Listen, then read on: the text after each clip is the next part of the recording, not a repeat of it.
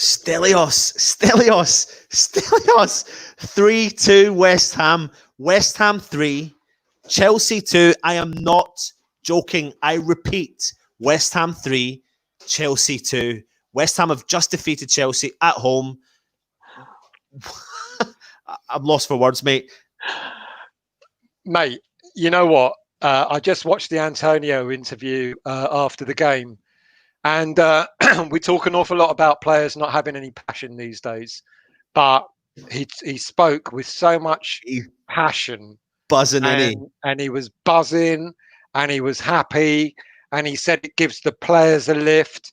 And he was so delighted. And we, you know what? We held our own.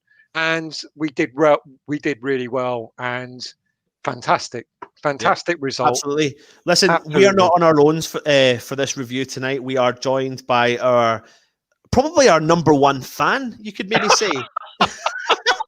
I think this is official. I think he's officially our number one fan. What is Neil on from Australia then? I'm glad you delayed me because you'd have missed out the swear words. So, Nigel, the newest member of Irons United, thank you very much for joining us again. You got to stop doing that, mate. You're welcome. Listen, Nigel, West Ham 3, Chelsea 2. I think that's put a bit of a shock on your face, a surprise on your face. What's your thoughts? You know, I said we're still before. The beauty of West Ham is we never know that's going to turn up. And that is the beauty of West Ham. The fact is that you can argue any result could happen against any team, any day. No matter how bad we're playing beforehand, we've always got that performance in us. We just don't know when it's happening. It's why we keep coming back. Yeah, it is why we keep coming brilliant. back. Yeah, brilliant. Yeah. I mean, I watched your video before the game. You were talking about the team news. You broke the team news, which was great. And I mean, what did we think of the setup beforehand? What did we think? Did we think we were going to go in there reasonably defensive?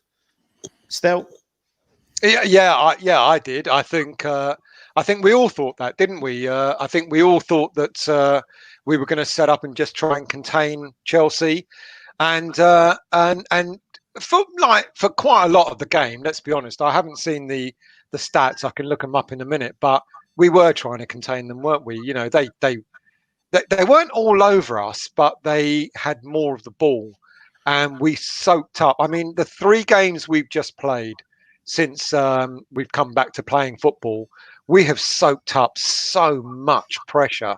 You know, the players must be absolutely wiped out. Yeah. But to do what we did today, it surprised me, and it pleasantly surprised me. But what can I say? A win's a win, isn't it? Well, I mean, we could talk about the first 20 minutes before the first water break. Still, you've made a kind of point about the last couple of games. When it comes to the water break, we kind of take our foot off the engine and we sit back a little bit more, etc. What did you think, Nigel, of the first 20 minutes in West Ham in particular? I mean, we had a couple of chances. Antonio was through and goal. Lanzini was sliding in, etc. I mean, what was your kind of thoughts in the first 20 minutes? Yeah, I don't think we weren't totally at class. I think there was an early stat that typically Chelsea had like 60% of the ball in that first 20 minutes, but it didn't feel like that to me. So when we had the ball, we were actually trying to create something, which was quite pleasing. So I suppose the early signs were there that it wasn't just about containing Chelsea. It just wasn't about having a deep midfield to begin with, even though the midfield did get deeper as the second half went on. So there was a lot to go on, even though I was confused as crap by my program because Lorna Murray in goal, you sent me that earlier.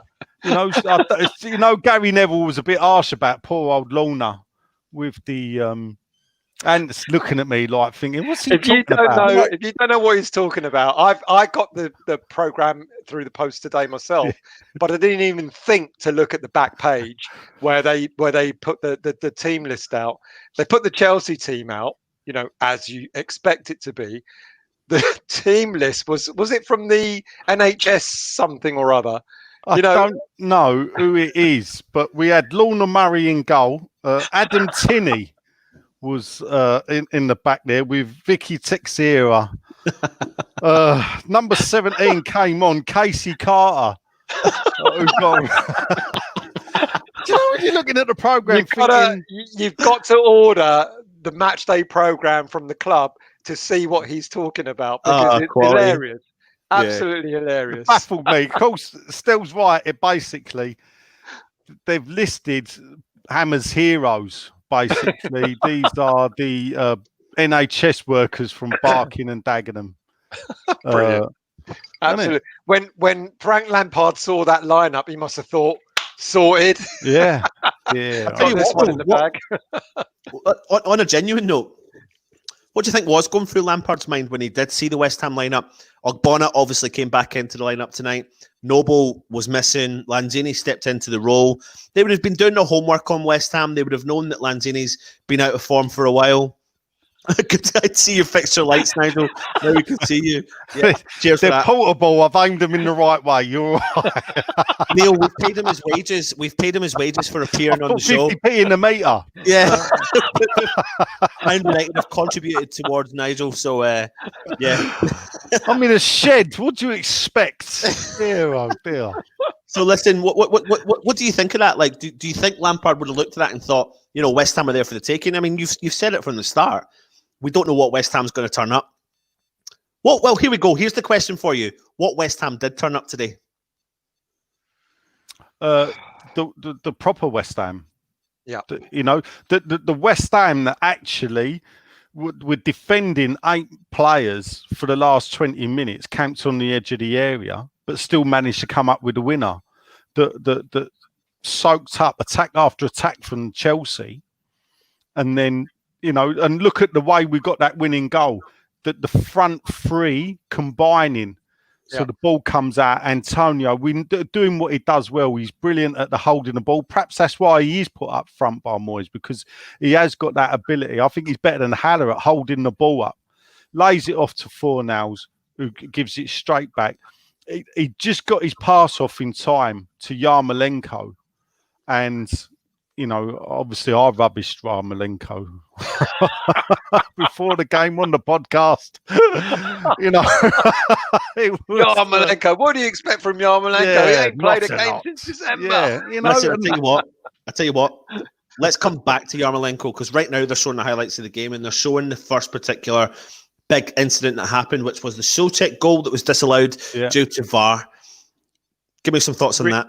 I mean, they interviewed Antonio, as I said, after the game, and they said, and they talked to him about that, and they said apparently it was not given because he was impeding the goalie, or whatever the hell that's meant to mean. And Antonio just looked at the report that the presenter for a split second, and then went, well, he won, or whatever it was. It's like you could see the surprise on Antonio's face, as if to say, "You got to be kidding," because there was all this talk about, oh, it hit his hand, or it was offside, or whatever. It was none of that. It was none of that, and it took them 3.5 minutes to decide it wasn't a goal, and it was a perfectly legitimate goal. Absolutely nothing wrong with it. And mate, don't disagree with me just because you want to. You're wrong because of the rules. Because at the end of the day, what rule exactly? I'll tell you what the rule is, and this is the thing. Yeah, it's like a few years ago when Kevin Nolan had a goal disallowed at Old Trafford because his cock was offside. Is that any part of your body that can legitimately score a goal, if it is deemed in a position, is offside? Now, you could say that Antonio didn't score the goal, but the fact is he is in part of that phase of play. The fact that he's lying directly in front of the ball when it's kicked. But was he in front of the ball when he kicked it, mate? Yes. So when the ball was kicked by Souček, Antonio's head was in an offside position. Now, it's got to be sorted out. I will caveat that is that I've never wanted VAR. I've always argued against VAR. And if anybody that wanted VAR is now moaning about that goal, this is what you get, people. Yeah.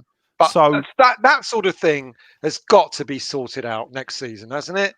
Well, let's give VAR next season they're going to go with a more definitive daylight, but actually under the rules next season, I believe Antonio's goal will be disallowed because his whole head was offside.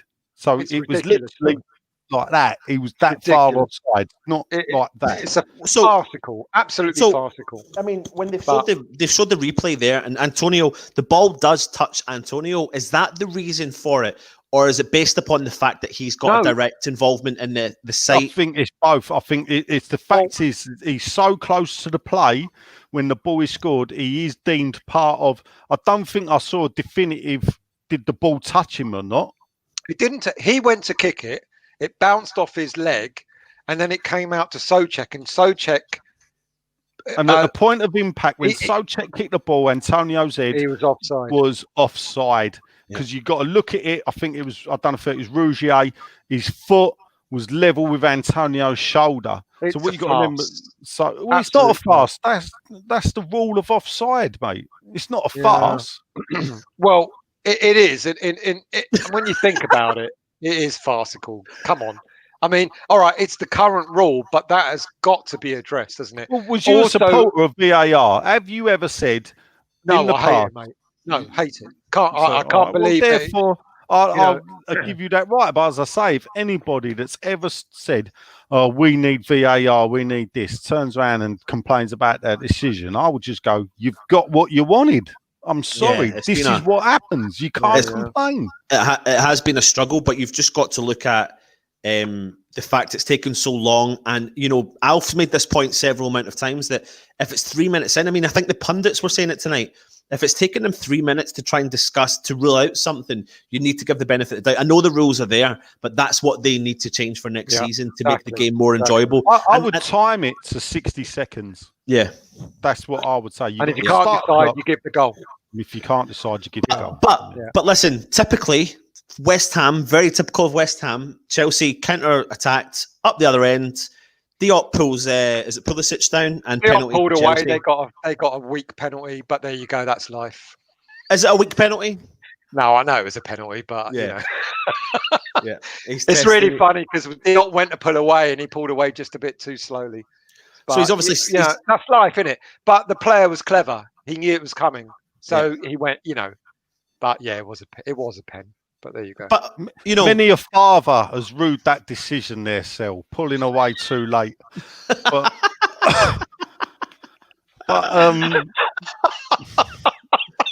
you know, it was a pen. He did clip him. He did. Yeah, he did. But if the goal had been given, we wouldn't have been in that position. Yeah. Well, yeah, exactly. Yeah, and that was the gutter. You know, you think, nah, that's typical West Ham. It's typical West Ham. Absolutely. Fortunately for West Ham, we from a corner, a great corner from Bowen, and Souček rised above everybody and headed the ball into the bottom. Rose above, not rise above. Sorry, yeah. I know you're Scottish, but still. Cheers. So. All I've got is empties. You're not managed to go and get yourself a drink. Look, well, I've drunk them all. So, but yeah, he rose above the rest of the Chelsea team, and great header, great goal. Souček, in my opinion, a fantastic signing by West Ham. He's played really well in his early days of his career prior to the COVID. In my opinion, he's been quiet the last couple of games, but today, in my opinion, he was one of the better players in the park. What's your thoughts on that, Nigel? Yeah, at the end of the day, I've sort of highlighted the fact that the two players that Moyes could possibly point as that, you know, these are the players I've brought in. Look what I can do when I bring players in. Are Bowen and Souček, two of the better players that we had before lockdown in that period when we were performing well, though the results weren't showing. Again, they've both stepped up today. Souček is growing into the Premier League with every game. And normally I say you have to give a foreign player coming in, you know, 3 to 6 months to bed in before you can start criticising. You know, this bloke's come into us and fitted straight into the Premier League virtually from the first game. you know, he's had a bad time the last couple of games, but Jesus Christ, the whole squad, you know, nobody really stood out, did they, in the past 2 games? No. So, agreed. you know, he's to bounce back after that goal being disallowed, and let's face it, both of them come from corners. How good was that? Yeah. Bowen. Azpilicueta, there's a bit of me that on the first corner was thinking, why don't the ref let the corner go? Because what he was doing was a foul and a penalty when he was backing in, trying to squeeze between. We set up that small... What was all that about? Yeah, well, we got a train, haven't we? Well, it's sort of a train. It's more like Thomas the Tank Engine. Like we're just the 3 of them. But what I don't know how he thought that was not a foul. Him trying to squeeze in between the 3 of them. I was waiting for the ball to be kicked and for him to continue doing that, and for us to be given a penalty. Yeah, that's what I thought. Just let him do it then. Yeah, let him do it. I was convinced that you know, because the ref already spoke to him about it, he still tried to do it, and I thought, let him get on with it. You know, and the minute he did that, if he had done that, we would have been avoided a penalty. No, I mean, well, possibly by the fact of doing that though, and the ref pulling him up, that is what stopped him.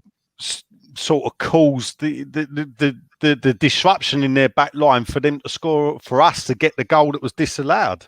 Yeah. So obviously we've gone in half time 1-1, and no substitutions were made. I think West Ham were. I'm not saying we were hoping for a substitution at that point. Maybe it wasn't needed, but we do move into the second half, and in the 50th minute, you know, I don't know how many touches West Ham particularly had in the lead up to the Antonio goal, but it was a better pressing West Ham, confident West Ham moving forward, putting pressure on Chelsea. Antonio found himself in a position in the box. He got pulled down. It looked like it would have been a penalty. The ball fed out to Bowen, who, of course, got his second assist of tonight, and it fed across to Antonio, who tapped it in to make it 2-1 West Ham. Thoughts on that goal in particular and Antonio's performance tonight? Well, I mean, you know, it reminds you what quality we've got in the squad when we can play that way, because we were looking at West Ham, and I'm sure just about every fan was thinking, hang on a minute, we've made 3 or 4 passes that have gone to our own players, and we've scored a goal, and it was like, and then the end result, because I thought the ref was going to pull it back for a penalty because there was a definite pull on Antonio. Oh, Nigel, mate, it was. Did you see Antonio fall over? He fell the wrong way. He fell over. It don't matter. But I mean, you know, when was the last time we saw West Ham thread the ball to each other with like 4, 5, 6, you know, passes, and ending in that? You know, we haven't seen that for ages. The first half, we were getting the ball, and players were either dithering on it and getting dispossessed, or the ball was going out and it was out to Antonio, who did sort of like running for the ball and not getting anything from it. And then all of a sudden in the second half, we do that. We've got it in us. And I think that gives us hope, doesn't it? You know, for the rest of this season, because we know we can do that sort of thing. And that's what pleased me more than anything. The fact that I was watching it and I was thinking, fuck me, West Ham are passing the ball to each other's feet and doing something with it and going forward. It was brilliant. But we do do that in occasions against specific teams. Not enough times though, Anton. No, I know. But when we do it, it looks good. You know, 7 minutes later, West Ham press again. Lanzini finds himself in a position where the old Lanzini prior to the injury would have buried that, Nigel, wouldn't he? You know, is that a player that was lacking a lot of confidence? It's not just the buried it. It was he might have got it on target or got it near the goal. It was like some weird scoop that he did that was still rising when it sort of crossed the bar. I'll pick still up. That was never a penalty on Antonio. The bloke touched him and Antonio threw himself down. But big up to Antonio for getting up. Yeah. Because actually the defender ran away from him. So whether it was a tactic of his to throw himself on the floor, claim a penalty, because the defender ran away from him and that left him. And, you know, Bowen possibly signing of the season, you know, when they eventually have their award due. that everybody gets an award like a kids' game. But you know, it's the only thing I was worried about is not that I don't think you can ever score too early, but to go 2-1 up after only 50 odd minutes, you know it leaves the others a lot of time to come back. And that was a worry where we had that against Liverpool where we were 2-1 up, and you just think, oh, can we hang on? Can we hang on? Lovely free kick from the Cats probably pulled the plug out. So I mean, a lovely free kick from Willian to be just about to say that led on to Stell's back there. So no, the Cats put, yeah. But the thing about the Lanzini chance is it's a player lacking confidence in a position that you would have wanted him to get the ball, put that away. West Ham go 3-1 up. Start to, I'm not going to say we would have, seen the game out. We certainly would not have. We're West Ham. We don't do that. But it would have been given us that little bit of a cushion. Then, of course, we find ourselves in a position where we've made the foul in a perfect position for Willian to step up.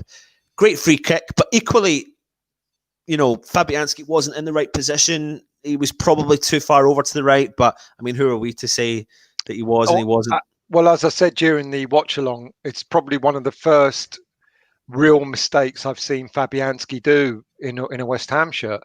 He's made oh God, are you going to just disagree with me with everything I say? I don't get where. Go on, you say your bit, and I'll say why I don't think his positioning wasn't the best for that goal, and that's not usual for Fabianski. For things like free kicks, he lines up his defense, his wall, and he kind of, he knows how to judge where a free kick might go. And it's probably one of the first times I've seen him in a West Ham shirt not judge it correctly. He wasn't positioned correctly, because we were saying in the watch along that he sorted out his right side of the goal, but he didn't go far enough to the left in order to cover that left, the left post. And would he have got it? It was a great free kick. I mean, it was a really, really well taken free kick. But the positioning wasn't great. Yeah. Go on, and I want to hear what I want to hear. Goalkeepers Union. Oh yeah, because you were a goalie. That's right. You line your wall up, but the thing about it is, that Willian's got the ability to come over the top of the wall and to your right as you're the keeper looking at the ball and go top corner. So you line up on the edge of the last player of the wall. So you say to him, you don't want him to go to the right. If you go in there, you got to get over the wall, but you need something special to my left. Anywhere else, that ball don't go in. If the ball's 2 inches inside the post, Fabianski saves it. Look at it. It's almost inch perfect from Willian, because it goes in off the post. That ball could have come out off the post. Another inch to the right, the ball hits the post and comes out. Willian just got lucky or whatever, gets it in off the post. That's the only way that ball was going in, with where Fabianski was lined up. So I don't believe he was lined up in the wrong position. Okay, I'll take that. I accept that. I mean, I'm not a goalie, but for me, it looked like he was just a little.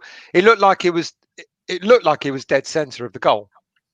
And for me, given that he had the right side covered, you're absolutely right. It would have taken, for Willian to get it up and under, over the defense, over the wall, and then in on the right side would have been something quite special.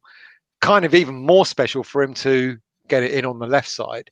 I just think he was just about an inch too far to the right. But then I'm not a keeper. No, the people I played with might agree with you still that I weren't a keeper. Listen, what we did see tonight was a few substitutions. We got to see Jack Wilshere. What did we think of his performance tonight? I mean, we didn't really see much, to be honest, did we?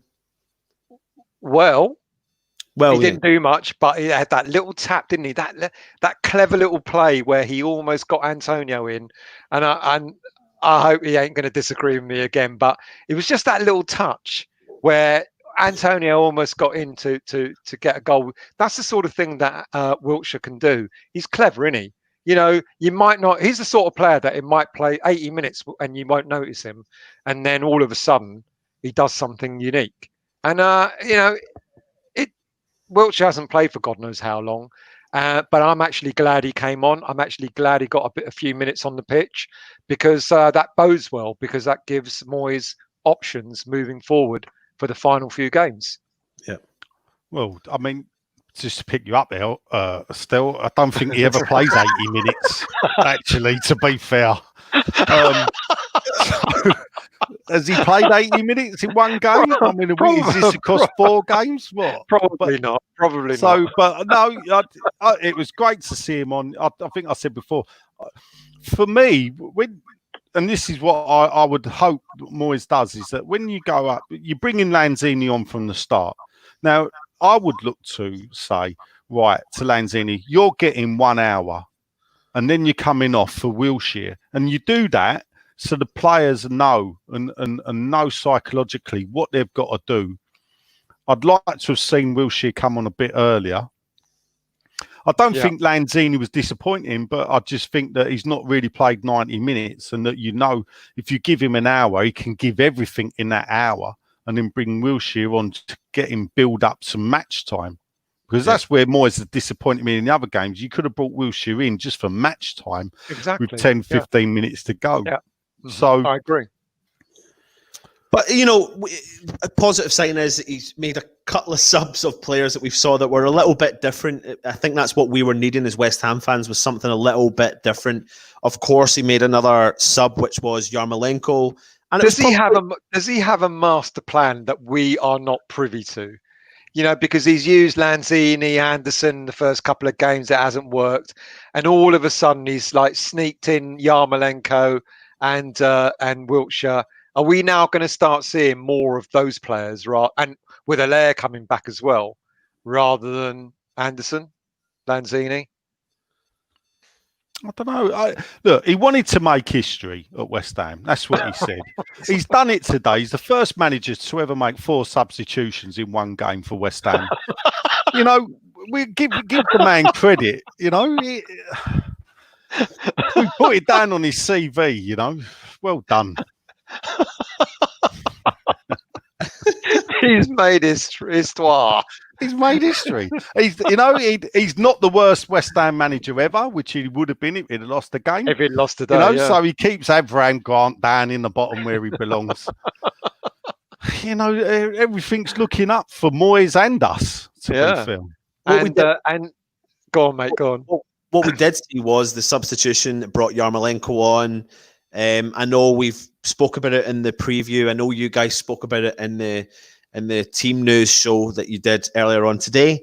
But did he make a bit of a difference? Did he offer us something else up top? Yes. Well, out with the goal. Of course he did with the goal. But what did he? I mean, what did he bring? He's a you know, I like Bowen. I think he's our future, absolutely. But Yarmolenko has got experience, isn't he? You know, he knows how to play that. I mean, I didn't think he was that fast. He was in our box when we broke out and got the ball out, and then he got to the other box and scored the effing goal.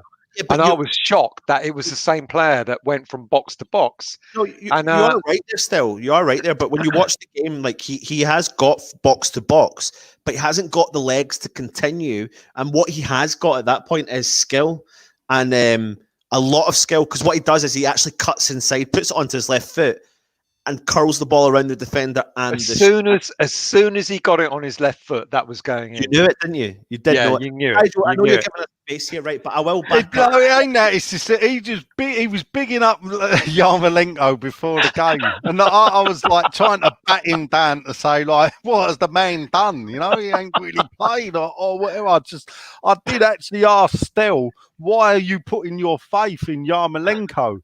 you know, and just to mug me off, you know, the bloody Ukrainian turns up and does that. You know, I had Sean banging on about his goals to play ratio was the best until I pointed out he's only played about 6 bloody games. So he's got he's got experience and he's got skill. He's not fast, but you know, the game did change because surprisingly, you know, during the watch along, we were talking about we didn't see Fredericks go forward that much.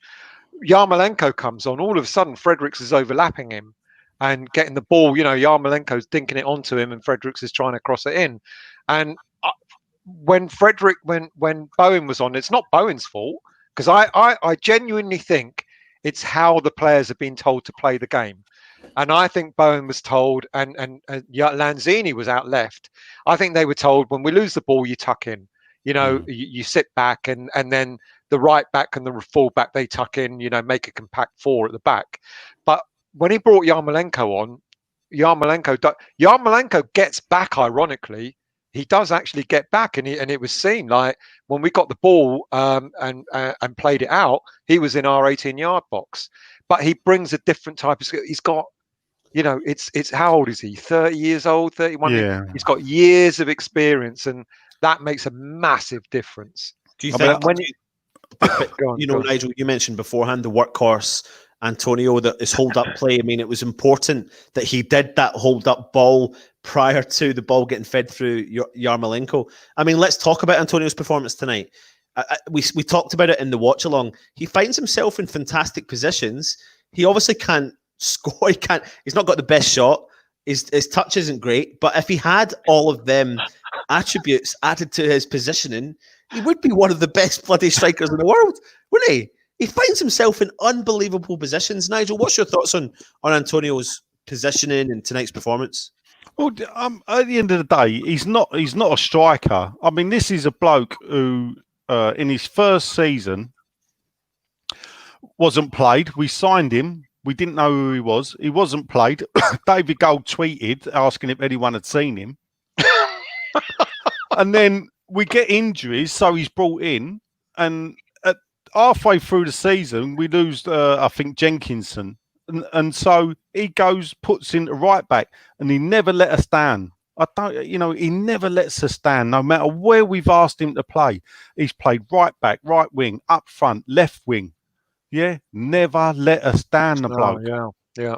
You know, and the performance tonight, as I said, never a penny, threw himself on the floor. But I tell you what, he had the good grace to get straight. He's looked, he ain't rolled around. He's got up and looked and seen that Bowen had the ball, bang in position.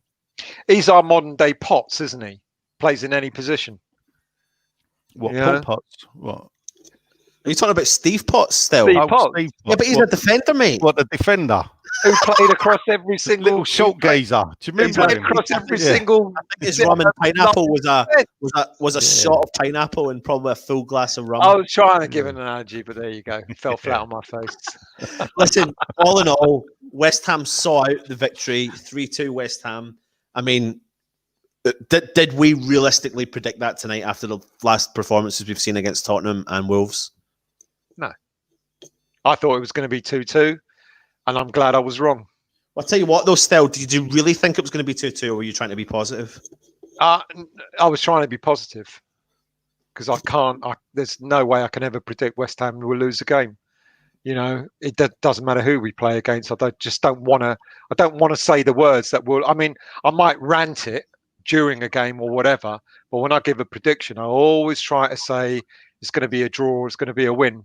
You know, and I'm glad I was wrong. I'm ecstatic, actually. Was tonight down to Moyes' decision making, team selection, substitutions? I'll pass that one over to you, Nigel. The thing I find about managers is that you can't give them abuse when it don't work, and then when it does work, not give them credit. You got to be fair. Yeah, and this is the thing. You know, I bang on about keep the faith. I've made the point where people have been screaming, I don't want to ever see Moyes manage West Ham again, and everything, blah blah blah blah. You know, this ain't his team. this is not that. Both times he's come into West Ham, he's walked into a West Ham team that's lost more games than they've won. Hence why he's been brought in. And he's not a magician. He ain't got a magic wand that he can turn the team around. He is perceived as a dour, negative manager. I don't think he's as bad as Allardyce. If I'm going to choose a West Ham manager, believe me, I'm not picking David Moyes. But at the end of the day, I don't own the club. All I can do is support the man that is trying to do his best. And I do believe he's trying to do his best. He makes himself look an idiot with, I'm a winner, and he can have videos made of him where they poke the fun and undermine him. But at the end of the day, you've got to give him the credit for getting a performance out of the team that he's done today. Now, that's the easy bit. The hard bit is getting it against Newcastle. Yeah, absolutely. I agree with you. I think you're right, and I hope and hats off to that. If you're going to criticise him when we lose, you've got to credit him when we win, and that's fair dues. But he doesn't. He just. If we go out on Sunday and get a decent result, whether it be a draw or a win, I'll start thinking, all right, we're building for the future, and let's see what Moyes can do. And as I said to you, I think it was earlier on, like we're talking about maybe doing a future show, whether it be at the end of the season or whatever, to talk about what David Moyes will do with the squad. Because I think whether we stay up or not, he'll make wholesale changes. If we go down, got no choice. We've got to sell. But if we stay up, I think he'll just get rid of a lot of players, and he will build a team around his philosophy of play. But I hope his philosophy of play will be what we saw tonight, because we've had far too many games where we've kind of like been biting our teeth and thinking we're not going to get a 0-0 out of this, and why are we playing this way? And all of a sudden he's done tonight. Ironically, he's done tonight what he did against Liverpool before lockdown, where he's just made a tweak, and that tweak has made massive difference in our performance. Because I really thought we were going out and we were just going to defend and defend and defend, but we played a classic counter-attacking game tonight, and it's worked for us, And if that's his, fine, it's no problem. If that's his way forward, I don't mind that, But so long as it ain't the sort of performances that we saw against Spurs or against Wolves, if we see performances like tonight, then great. But listen, I lay a lot of the performances for Spurs, the lack of effort, squarely. I think the players get a free ride at the moment, or get an easy ride from fans. A lot of fans on social media don't seem to want to pick up the players and question them. For me, because when it's a lack of effort, a manager can't do anything about lack of effort. Tactics being wrong, you plant that at his door. If they're unfit and the coaching's not right, you plant that as his door. But with the player, when a professional player steps across that white line, they know what they need to do as a professional footballer. That is effort, and that is laid purely. And in the past, it's been down to them. Yeah, agreed. Listen, we have actually, just to remind people, yes, we have won 3-2 at home versus Chelsea. You might be shocked. You may have watched the game, you may not. You may be tuning in, but yeah, it actually happened. We actually did win the game 3-2. What I'm going to bring up for everyone to know is the current league positions. That's pushed West Ham up to 16th place, 30 points, 6 goals of a difference in the goal difference. Markinson 3 points ahead of the other bottom 3. What's your thoughts on the league positions there? I know we brought it up before in the team news when you've done that at the start. Well, it brings us 3 points behind Brighton, and I thought Brighton were clear the other week, and all of a sudden Brighton have got to look over their shoulders and start making sure that they don't slip up again, because they could be dragged back down into it now. And what we need from this is we need a performance on Sunday, don't we? We can't do what we did tonight and then go to Newcastle and roll over. I think we need to keep that momentum going. It's what Antonio said in his interview. Like the players are now you know, they've got that buzz, they've got that enthusiasm. A win makes a massive difference, and we've got to carry that into Sunday. Nigel, looking at that league, I mean, I think you came on before we even came on, and you said that's potentially the game that's made West Ham stay up. Yeah, I think that's the game that ultimately we can say will stay up. A lot of the negativity, I hope, will now be released from people, and a bit more positivity. And you know, I get what Stel's saying. You know, let's aim for 15th spot. What a fantastic end to the season that will be, finishing 15th in the Premier League.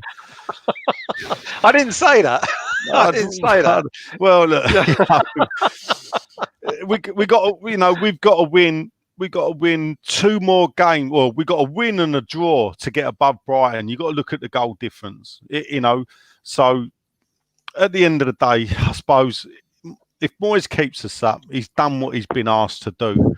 We just got to hope that we're never in this position again, because it is still too close to call. The beauty of it is, you know, Villa and Bournemouth have actually, because of their goal difference, are so poor. A big result today. Newcastle doing us that favour. You know, let's hope we don't suffer at the hands of Newcastle at the weekend. They've done us a big favour. -3 goals swing at Bournemouth. We talked beforehand where actually the only game keeping West Ham out of the bottom 4 was Moyes' first game in charge, the 4-0 win over Bournemouth at home, because of the 8-goal difference. Now we're panning out. We could stay up on goal difference, because if you think if we pick up the same amount of points between now and the last game of the season, where we got Aston Villa, in theory, if we're 6 goals above Aston Villa, Villa need a 3-0 win. Yeah. So we've got to maintain that. We have got to be aware of that goal difference. The last thing, you know, we need, I think we need a 7 or an 8 goal difference above Villa. So if we go into that last game, we're 8 goals above Aston Villa. You know, are we really going to lose 4-0 to them? No, we're not. But we don't want to give Villa a target. That's what we don't want. Yeah. Do you reckon, Nigel, Bournemouth look like they are? I mean, 4-1 at home tonight. Can't do their confidence any good. Do you know what though? They didn't look good tonight, but they do have some. There is some players there that can make a difference. Well, they've got strikers, and Nigel pointed this out before. You know, they've got goals in them, but it seems it's not happening for them. Yeah, no, but it could do. It could do, because they do have some. You know, they've got a couple of decent strikers, but you know, I frankly, I don't care who goes down so long as it's not West Ham. You know, so if their strikers aren't hitting form, then that's their problem. We got our own problems to worry about. I'm actually delighted you didn't want West Ham to go down, mate. That was a really good choice.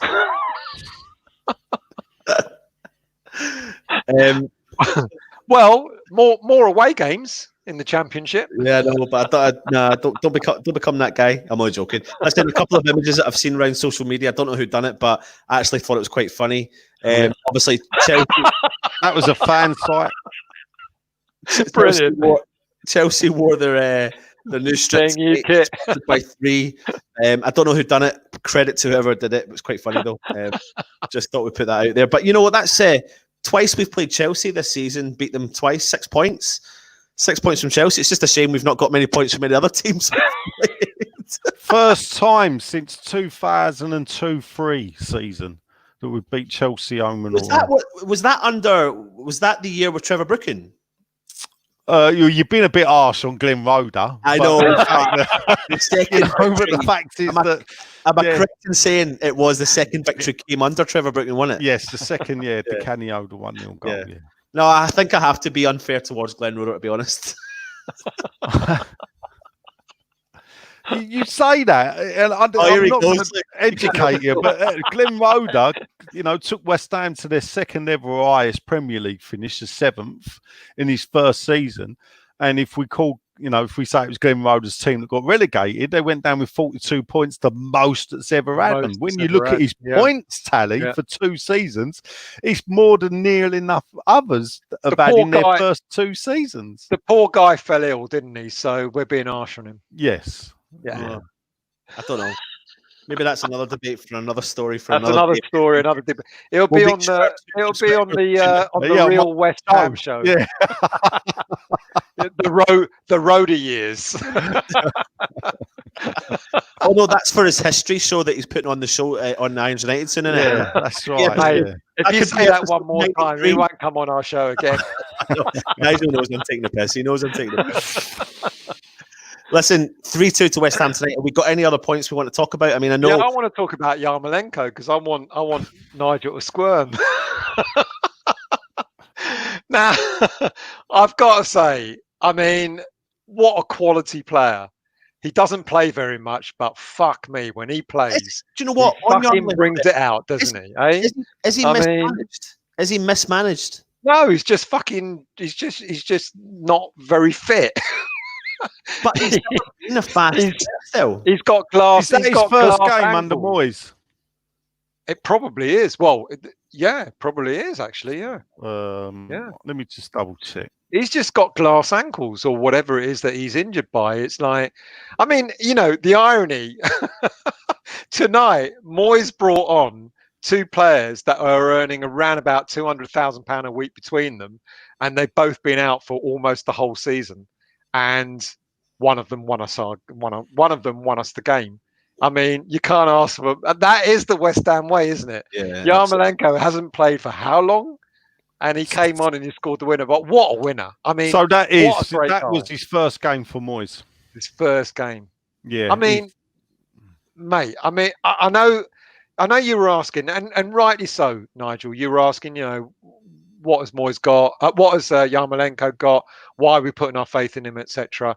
What I saw of him tonight in those, how long was he on for? 25 minutes, something like that. What I saw of him tonight is why I really wanted him to be on the pitch.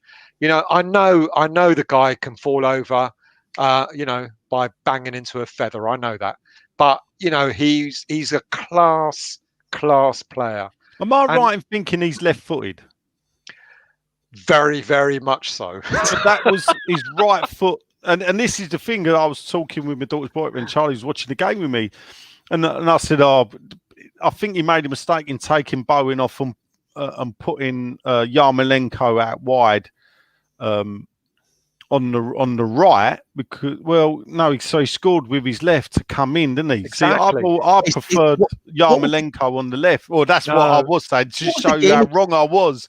What was the game he did that, though? He came back from his injury. Everton.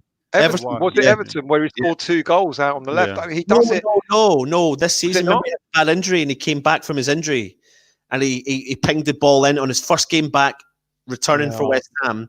He pinged the ball in at home. I'm trying to remember the game. I need to figure it out. He does it all the time. The minute he's a clever player, because the minute he gets that ball into the box, you know exactly what he's going to do. He's going to get it on his left and he's going to swerve it in. He's going to ping it in. And he's done it time and time. All right, not time and time I again. Didn't realise that was his 4th goal this season. His first, mate. The 3 goals that he scored came all under Pellegrini before the end of September. Yeah. I mean, can you imagine if he stayed fit? Seriously. I mean, he would be a top. We just got him, at the time when his legs have gone. But it was the 3rd game of the season. Norwich 2-0 win. Yeah. Right. That was it. And that's his forte. That's why I kind of thought that when he came on, I thought he was going to come on for Antonio, and I was disappointed that Bowen came off, because with Bowen, he's got legs and he'll run all day but it worked, didn't it? I mean, it absolutely worked, and Yarmolenko's a thinking man's footballer. He probably already works out in his head what he's going to do, like, a minute, 2 minutes in advance. And the minute he got that ball out wide and he got it into the box, I knew he was going to score. That comment there, that person's right. He does always cut him from the right, from the right. But the thing is, he sometimes, before he unleashes his shot on his left, he cuts in on his left, he cuts back in on his right, then he cuts back in on the left, because he actually is a clever footballer, and that's what I like about Yarmolenko. Clever. He's not fast. Come on. Go on, Nigel. Go on. I mean, it's not. Look, I always hold my hand up when I'm wrong about a player, and Yarmolenko's probably the one. I've never really took to him. He's had a lot of injury problems. I never really rated him. I didn't know a lot about him. We got him from Dortmund, didn't we? And I don't know if he was that great at Dortmund. Oh, he was, mate. He was. He was prolific. Yeah. He's got a good record. He's got a good record for his previous clubs, and he's got a good record. I think he played for Kiev as well as Dortmund, and obviously he's Ukrainian international. He's got a great track record.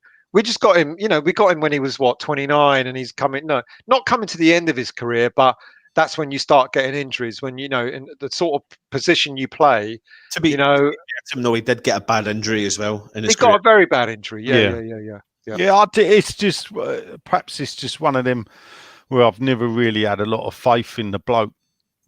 You get players like that, though, innit? That you just look at and you think, he just don't do it for me. And I hear other people talk about him, and he's just. I just done a little bit of kind of looking up there. He's got nearly 100 goals and over 200 appearances for Kiev. I mean, that is good, isn't it? There's a lot of strikers that would be, Colton Cole.